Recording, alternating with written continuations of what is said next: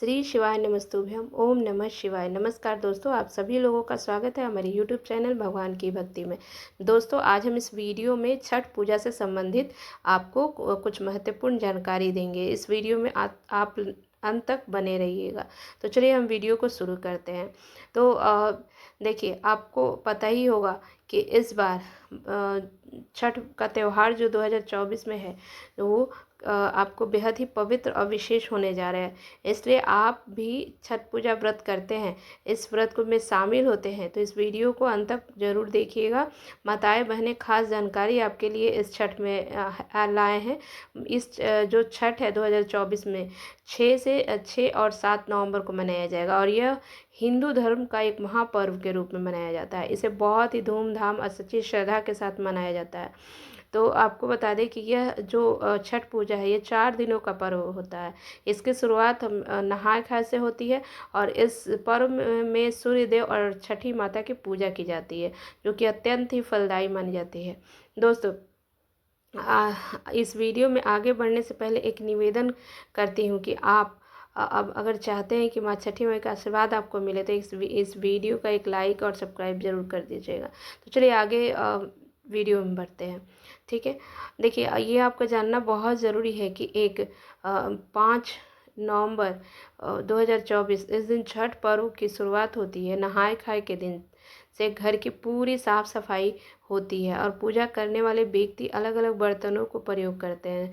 तो और खरना 6 नवंबर 2024 खरना का दिन बहुत ही पवित्र माना जाता है। इस दिन प्रति पूरे लोग दिन उपवास करते हैं। जो भी व्रत करते हैं वो पूरे दिन उपवास रखते हैं और शाम को पूजा के बाद अर्पित प्रसाद को ग्रहण करते हैं। तो 3 संध्या अगर जो 7 नवंबर 2024 इस दिन सूर्यास्त के समय नदी या तालाब के किनारे सूर्य देवता को अर्पित करते हैं। यह छठ पूजा का सबसे महत्वपूर्ण दिन होता है। संध्या अर्घ जो होता है 7 नवंबर 2024 को है। इस दिन व्रतधारी जो व्रत किए रहते हैं वो सूर्यास्त के समय नदी या तालाब के किनारे सूर्य देवता को अर्घ्य अर्पित करते हैं।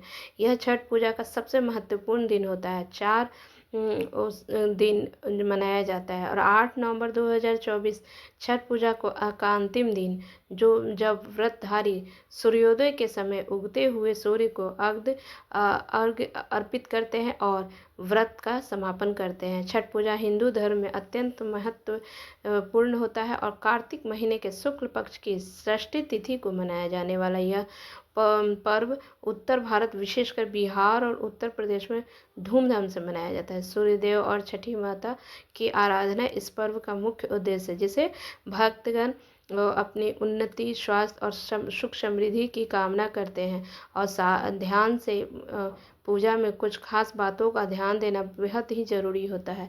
अगर आप भी पूजा के नियमों में कोई त्रुटि करते हैं तो इससे छठी माता नाराज़ हो जाती है और आपका व्रत खंडित हो जाता है। इसलिए आपको सही सलाह देंगे कि इस पर्व में पूरी श्रद्धा और विधि पूर्वक मनाएं। अब दोस्तों, आपको आगे बता दें कि आगे जानकारी जो दे रहे हैं तो आप वीडियो को ध्यान से सुनिएगा। तो देखिए, जो छठ जो होता है महापर्व जो लाखों लोगों के जीवन में आस्था और श्रद्धा का प्रतीक है।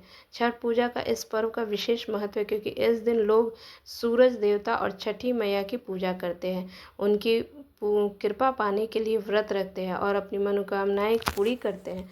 तो इससे प्रार्थना करते हैं कि क्या आप जानते हैं कि इस व्रत की कठिनाइयाँ और इसका पालन करने से सबसे कठिन व्रतों में से एक माना जाता है। तो आइए हम जानते हैं कि इस व्रत में छठ पूजा की तिथियाँ क्या है, खरना कब मनाया जाएगा, सूर्य की देवी देने का समय कब है और आपको बता दें कि इस पूजन में किन किन बातों का विशेष ध्यान रखा जाता है। तो आपको बता दें कि छठी जो मैया प्रसन्न हो जाती है, आपके घर में खुशियों का बहार आएगा। तो छठ पूजा का दूसरा दिन खरना कहलाता है। इस वर्ष छठ को 6 नवंबर को 2024 को बुधवार के दिन खरना का आयोजन होगा और इस दिन उपवास रखने वाले जो भक्तजन है वो खीर बनाते हैं, जिसे चूल्हे पर आम की लकड़ी जलाकर विशेष रूप से तैयार किया जाता है। पूजा के बाद इस प्रसाद के रूप में वितरित करते हैं। इसके सेवन के साथ 36 घंटे का निर्जला व्रत शुरू हो जाता है और इस समय के बाद व्रतधारी जल या भोजन ग्रहण नहीं करते। छठ पूजा का तीसरा दिन सबसे महत्वपूर्ण होता है। इसके बाद अगले दिन यानी 8 नवंबर 2024 को सुबह का अर्घ दिया जाएगा। इस दिन सूर्योदय का सुबह का जो समय रहेगा वो 6:37 होगा। इस समय अर्घ के साथ ही 36 घंटे का निर्जला व्रत समाप्त हो जाता है और भक्तजन प्रसाद का वितरण करते हैं और यह छठ पूजा का समापन होता है। अब आगे बताते हैं कि यहाँ पर कुछ महत्वपूर्ण बातें हैं जिन्हें ध्यान रखना जरूरी होता है। साफ सफाई और शुद्धता। छठ पूजा में उपयोग होने वाले हर चीज़ पूरी तरह से साफ शुद्ध होनी चाहिए।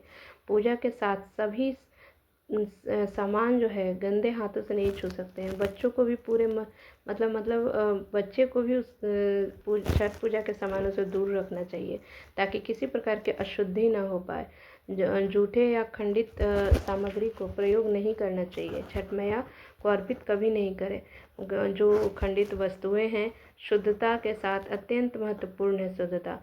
अगर जूठा है या खंडित है, फल है, किसी पक्षी ने जूठा कर दिया है तो उसे नहीं अर्पित कर सकते हैं। तो इसका ध्यान रखना है। शुद्ध फल फूल आपको उपयोग लाना चाहिए।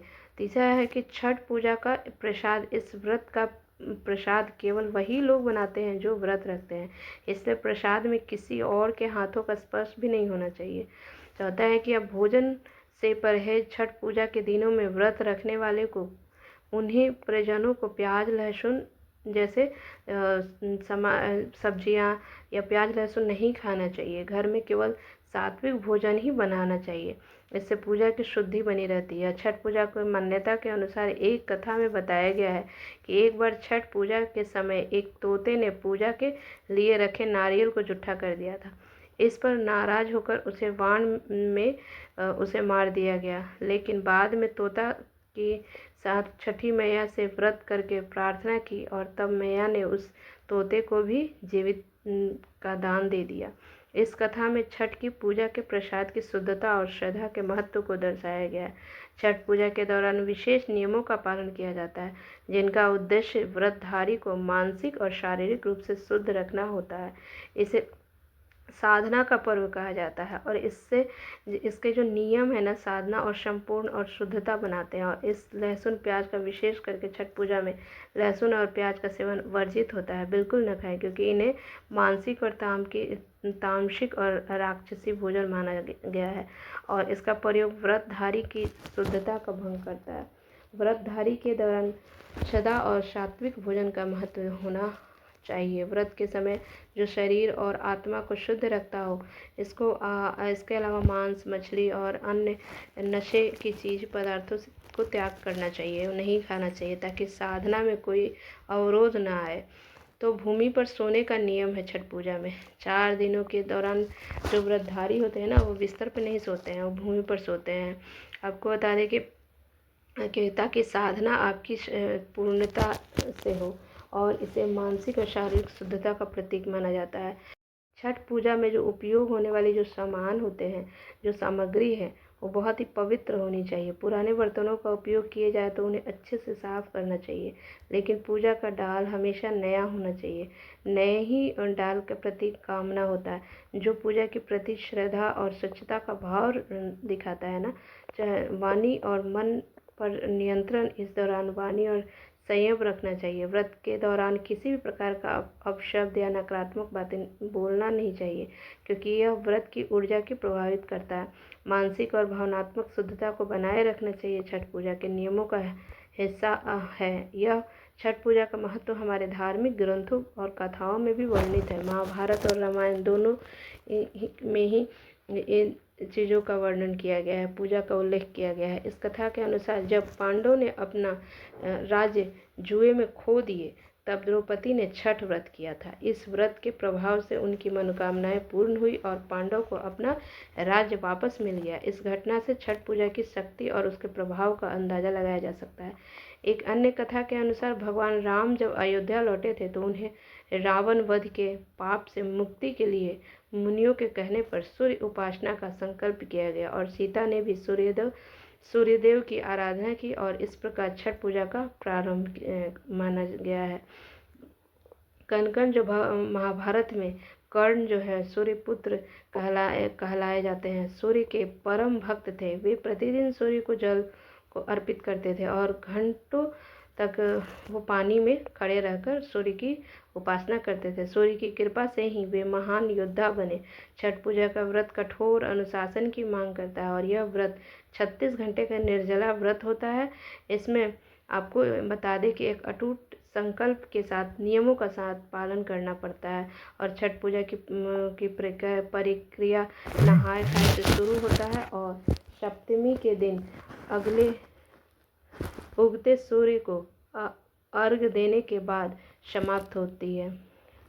व्रत रखने वाले व्यक्ति को इस दौरान संयम, शुद्ध और साधना के नियमों का पालन करना चाहिए। और छठ पूजा में सबसे ज़रूरी बात है कि पवित्रता। इस पूजा में कोई भी वस्तु गंदे और जूठे हाथों से नहीं छूनी चाहिए। मान्यता है कि मान्यता के अनुसार पूजा के हर वस्तु में साफ सुथरा और पवित्र हाथों से छूना चाहिए ताकि पूजा की शुद्धता बनी रहे। बच्चों को भी इन चीज़ों से दूर रखना चाहिए।